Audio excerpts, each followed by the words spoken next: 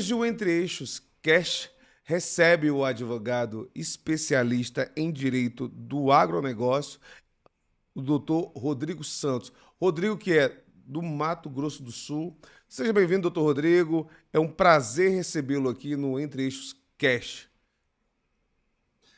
Olá, Denis. É muito bom estar aqui com você. Começar aqui com um grande amigo, né? E poder falar sobre o direito do agronegócio, poder falar sobre o dia a dia do produtor rural e o contexto dele no campo do direito, né? Eu Perfe- que venho de Presidente Prudente, São Paulo, a chamada capital do boi, né? Durante muitos anos, onde a gente tinha o Nelore ali como expoente, além do quarto de milha, né? O cavalo quarto de milha, que é usado no Brasil inteiro na lida. O maior polo dele é em Presidente Prudente, que é aqui quase divisa com o Mato Grosso do Sul. E desde 1993 minha família está aqui. Mas a minha lida no campo, né, ela já vem da infância.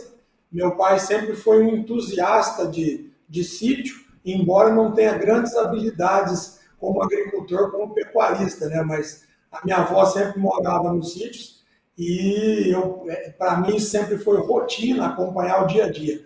Na época a gente tirava leite, eu ajudava ali a fechar as vacas, a tirar leite, depois a gente moía a cana e o anapieira, na época era usado como um complemento da ração, né? E a gente dava para o gado, e depois na carroça eu levava os tambores de leite até lá na estrada de asfalto onde o caminhão pegava. Então, na infância, eu vivi isso bastante, até meus 14, 15 anos, eu tive bastante oportunidade de estar vivenciando ali esse mundo do leite. E depois, agora já mais velho, né, no Goiás, a gente teve a oportunidade de retomar esse contato com o agro. Eu sou produtor, eu sou criador de gado, né, vaca de cria, vaca Nelore, e há 5 anos aí na lida, junto com o produtor, e no pé da vaca mesmo, ali dentro do brete, Essa, essa é, entendendo a dor. essa é justamente uma pergunta que eu gostaria de fazer. Principalmente, você é da lida do dia a dia, advogado, especialista em crédito rural. Eu gostaria que você explicasse um pouquinho como é que a vida te trouxe para o crédito rural, para esse direito do agronegócio.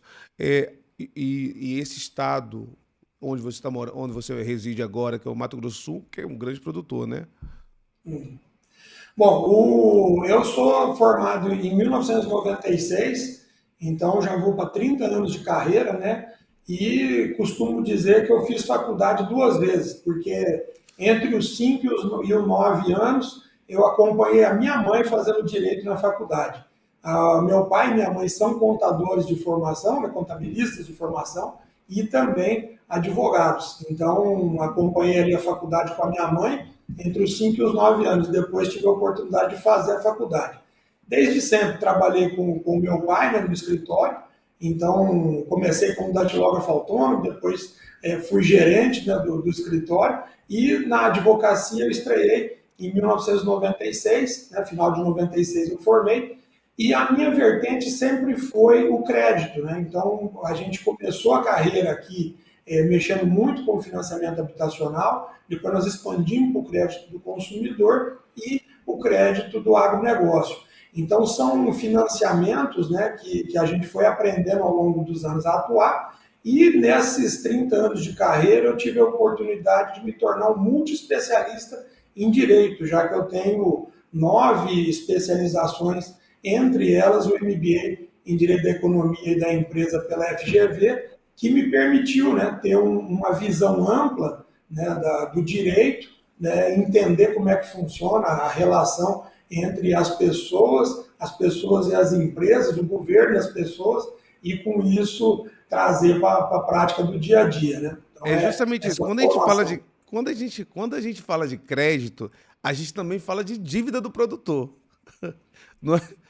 Tem como ter um, né? Quando a gente fala sobre crédito, não tem como separar a dívida do produtor. É justamente isso. Qual o período que o estado do Mato Grosso passa hoje, né? Quando eu falo qual o período, Hoje o Estado já está, acredito eu, que está na safra, né? Já está já colhendo a safra, a primeira safra de soja, se não me engano, do Isso. ano, a colheita, né? Como é que tá o produtor rural hoje? Como é que tá? Quais são os desafios do produtor rural através tanto do crédito quanto as suas dívidas hoje? Quanto as dívidas do produtor rural? Como é que está hoje? Bom, Coloca para a gente, mostra para a gente como tá o Estado hoje, né? A respeito desse assunto. Bom, o Mato Grosso do Sul, ele já está colhendo soja, né? Algumas regiões do estado, as principais produtoras, entre elas Maracaju, né? Já está colhendo soja, o clima favoreceu e está se conseguindo ter uma boa colheita. Porém, o preço, né, nos últimos dias vem caindo de forma assustadora e vai superar o custo. Então, ano passado, já houve um problema na safrinha, que é a safra do milho, que é plantada após a soja, onde os custos de produção não cobriram, o preço não cobriu os custos de produção.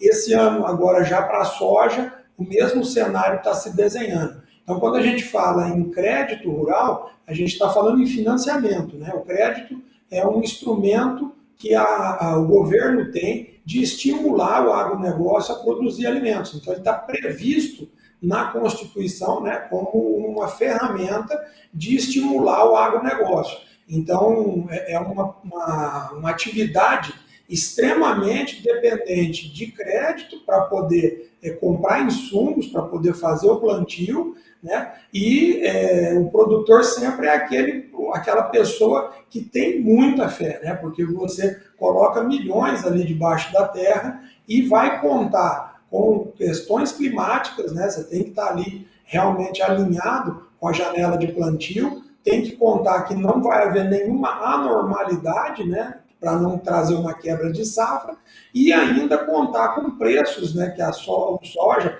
a milho, são commodities, e commodities eles têm cotações em mercado internacional, em bolsa, que é muito distante da realidade do campo. Né? Ali a gente está plantando, está na terra, está no sol, está no dia a dia. Mas quando vai vender, aquilo é um produto, né? E esse produto cotado de forma internacional. Então as oscilações de dólar, as oscilações chegam ao produtor através de um preço menor. E esse preço menor é que muitas vezes vai inviabilizar de que ele devolva o financiamento na sua integralidade, como estava combinado, né, após a safra. E em Mato Grosso do Sul, a safra aqui, os pagamentos normais vão ser feitos lá para 30 de março, após o encerramento da colheita. No Goiás, por exemplo, já é 30 de abril, que normalmente os contratos vencem no 30 de abril, que é quando finaliza a colheita de soja em Goiás. Então, na sazonalidade, na parte de clima, né, esse ano não foi tão anormal aqui para Mato Grosso do Sul, porém, em termos de preço, sim, está surpreendendo o produtor e com preços muito mais baixos e que não vão cobrir o custo de produção. Esse é o cenário hoje que o produtor tem. Então, o cenário não é nada agradável pelo que você está demonstrando, mas então o que era crédito está virando dívida. Agora, me explica uma coisa: como é que o produtor pode se organizar não sei se eu posso falar assim, com essa dívida, com esse prejuízo dessa safra? A quem ele tem que procurar? Quais são os caminhos legais que ele pode se organizar? Bom, primeiro precisa entender os tipos de dívidas que existem, né, no crédito no meio rural. Você tem dívidas que são financiamentos que são de investimento, financiamentos que são de custeio, financiamentos de comercialização. Esses financiamentos, qual é a diferença? O investimento é um financiamento normalmente operado com linha do BNDES, de um prazo maior, que vai ser aquele financiamento para modernizar maquinário, para poder fazer cerca, para fazer barracão, para comprar uma ordenha, para comprar uma colheitadeira. Ele vai entrar aí no ramo do investimento. Já o custeio é todo aquele financiamento que é concedido para compra de semente, fertilizantes, adubos, né? Tudo que vai se usar para plantar e para colher aquela soja no momento correto, de secante e tudo mais. Então, esse é o custeio, o diesel que gasta na máquina, né? Faz parte do É custeio, toda uma cadeia para. É toda toda uma uma cadeia cadeia produtiva. para. Produtivo. E aí, quando ele colhe colhe soja, por exemplo, ele vai muitas vezes ter que armazenar essa soja para uma venda futura. E aí há um tipo de financiamento que é o financiamento de comercialização. Todos esses financiamentos, quando eles vão ser concedidos, a diferença deles para um financiamento de crédito pessoal, por exemplo, é que eles têm proteções. Então, você tem, por exemplo, a safra, tem a proteção do seguro agrícola.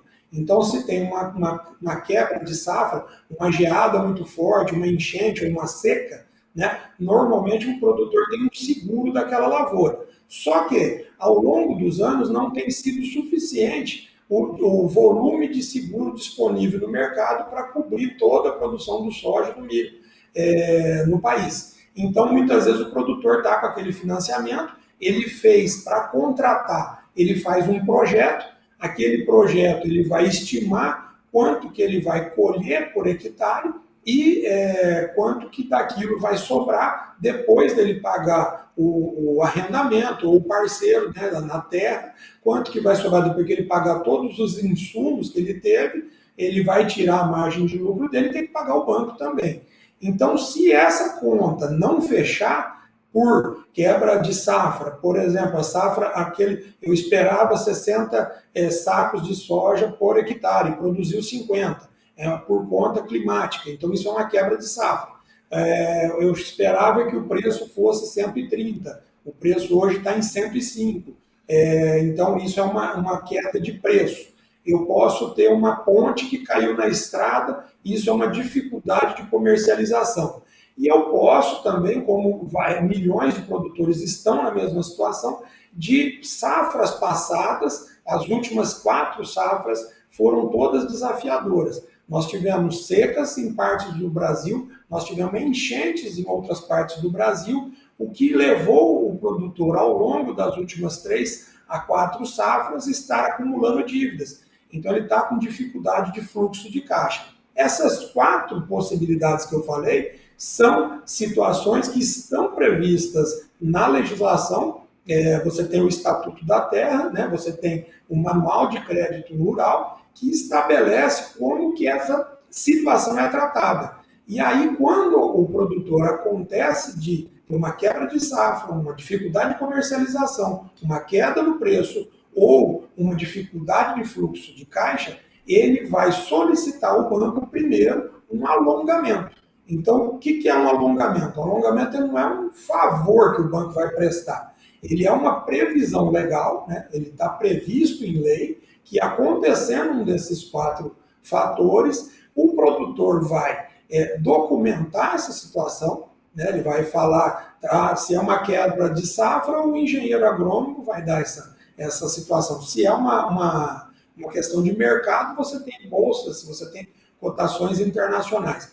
E se é dificuldade de fluxo de caixa, você comprova, como os últimos anos, os demonstrativos de imposto de renda, livro caixa da atividade rural, que você teve problemas. E a partir daí, o que a legislação prevê é o alongamento como um direito do produtor, tá? Não é um favor que o banco presta, é um direito do produtor. Alongar significa empurrar, pôr a régua do financiamento 1, 2, 3, quantos anos forem necessários para ele diluir a parcela que ele teria de pagar de financiamento neste ano para as safras seguintes. Então, ele vai ter que diluir a desse ano e mais o que vai precisar para plantar o ano que vem para pagar. Então, isso é denominado, chamado comumente de alongamento.